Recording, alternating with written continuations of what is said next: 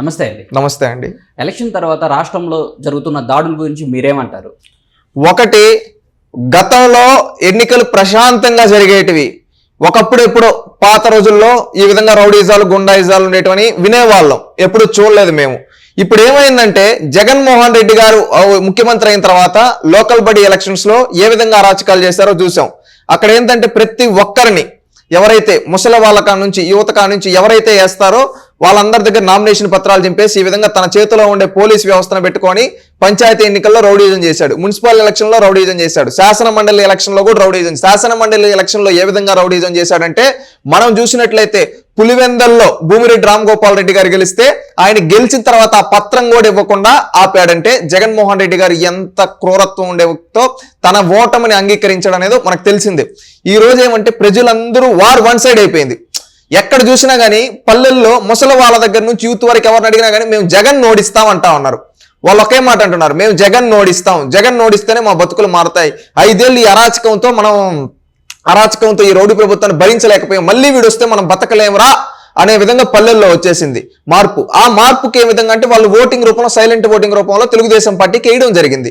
ఇది చూసి గ్రహించి ఇంటెలిజెన్స్ రిపోర్ట్స్ తో వీళ్ళు ఏం చేస్తున్నారంటే వైఎస్ఆర్సీపీ వాళ్ళు వాళ్ళ అధికారం కోల్పోబోతున్నారు, వాళ్ళ ప్రభుత్వం కోల్పోబోతున్నారు. అందుకని ఏం చేస్తూ ఉన్నారంటే అమాయకులైన ప్రజల్ని, వాళ్ళకి ఎవరైతే ఓట్లే లేదో వాళ్ళనందరినీ రేపెట్టో అధికారం పోయిన తర్వాత ఏం చేయలేమని చెప్పి ముందుగానే ఆపద్ధర్మ ముఖ్యమంత్రిగా జగన్మోహన్ రెడ్డి గారు ఉండగానే రాష్ట్రంలో లా అండ్ ఆర్డర్ తప్పిపోయింది.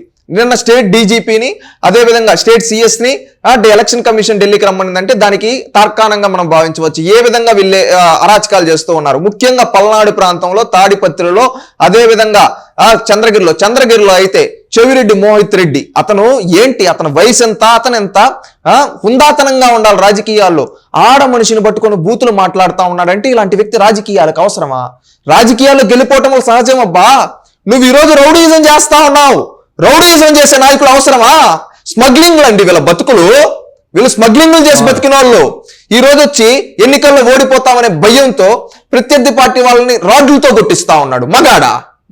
మాడాగాడా అంటా ఉన్నారు కొన్ని ఊర్లలో. చిత్తూరు సైడ్ ఏమంటే మగాడ అంటాంలే, వేరే భాషతో వాడుతా ఉన్నారు. ఎందుకంటే వీళ్ళు ఈ విధంగా రాజకీయం ఆడవాళ్ళని తెడతా ఉంటే ఇలాంటి రాజకీయాలు వద్దంటున్నారు. మాచర్లలో ఇళ్లలోకి వెళ్ళి కొడతా ఉన్నారు. అదేవిధంగా తాడిపత్రులు ఏంటి గుండాయిజం, ఏంటి వీళ్ళ ప్రభుత్వం పోతా ఉంది, ఇంకా రౌడీయిజం గుండాయిజం చేస్తున్నారంటే వీళ్ళని ఒక్కసారి ఆలోచించండి. ప్రజలు వీళ్ళని చీగుట్టినా కానీ సిగ్గు లేకుండా మళ్ళీ రౌడీయిజం చేస్తా ఉన్నారు ఈ వైఎస్ఆర్సీపీ నాయకులు.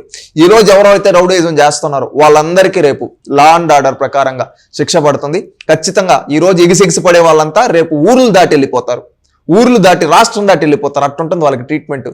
ఎందుకంటే తప్పు చేశారు వీళ్ళు. నువ్వు గెలిపోవటం సాధారణంగా స్వీకరించు. రాజకీయాల్లో ఒకరు గెలుస్తారు, ఒకరు ఓడుతారు, అది మ్యాటర్ కాదు.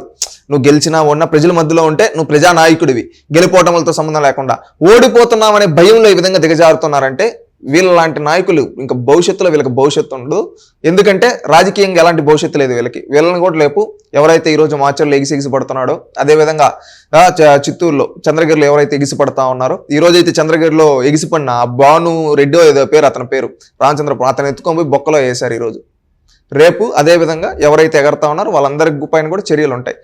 అది పోలీస్ అధికారులు కూడా ఎవరైతే వన్ సైడ్గా చేస్తున్నారో వాళ్ళందరి పైన కూడా లా అండ్ ఆర్డర్ ప్రకారంగా వాళ్ళు రేపు చట్టం ముందు దోషులుగా నిలబడబోతున్నారు. ఈ కుట్రలన్నిటి వెనక సజ్జల రామకృష్ణారెడ్డి హస్తం ఉందని అంటున్నారు, వాస్తవమేనా? అయి ఉండొచ్చు. సజ్జల రామకృష్ణారెడ్డి ఫ్రస్ట్రేషన్ లో ఉన్నాడు కదా. జగన్మోహన్ రెడ్డి నీ వల్లే ఓడిపోతున్నావు అని చెప్పి ఆయన తిట్టినాడు. ఆయన ఏం చేస్తున్నాడు, ఆయనకి ఉండే అనుచరులతో వీళ్ళతో ఏమంటే రాష్ట్రంలో లా అండ్ ఆర్డర్ ని దారి తప్పించడానికి ప్రయత్నిస్తున్నాడు. రేపు ఖచ్చితంగా ఈ సజ్జల రామకృష్ణారెడ్డి కావచ్చు, ఎవరైతే ఈ దాడులు వెనకాల ఉన్నారో వాళ్ళందరికీ మిజరబుల్ ట్రీట్మెంట్ ఉంటుంది.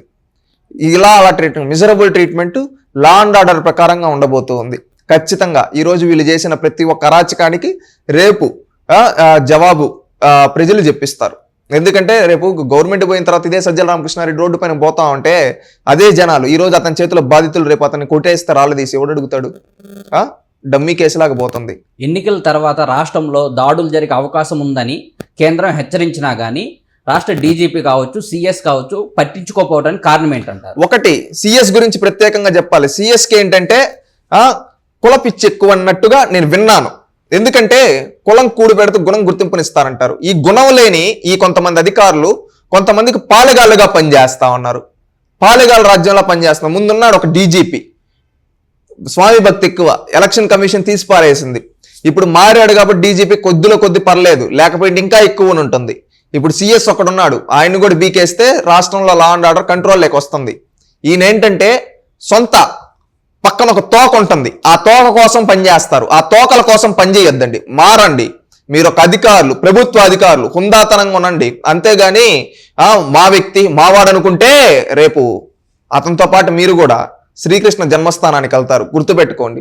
మారతారనుకుంటున్నా జూన్ 4 తర్వాత ఈ సిఎస్ లేపేస్తారు. ఖచ్చితంగా లా అండ్ ఆర్డర్ కరెక్ట్ గా ఉంటుంది. ఇలాంటి రౌడీజం అస్సలు జరగదు. ప్రజలందరికీ మంచి సుపరిపాలన ఉంటుంది. ఈ రౌడీ పాలనకి జూన్ 4న ఫుల్ స్టాప్ పడబోతుందని నేను భావిస్తూ ఉన్నాను. ఈ సిఎస్ను కూడా కుదిరితే మార్చేయాలి. ఇలాంటి పక్కన తోకల కోసం పనిచేసే వ్యక్తులు ఈ వ్యవస్థలో అవసరం లేదు.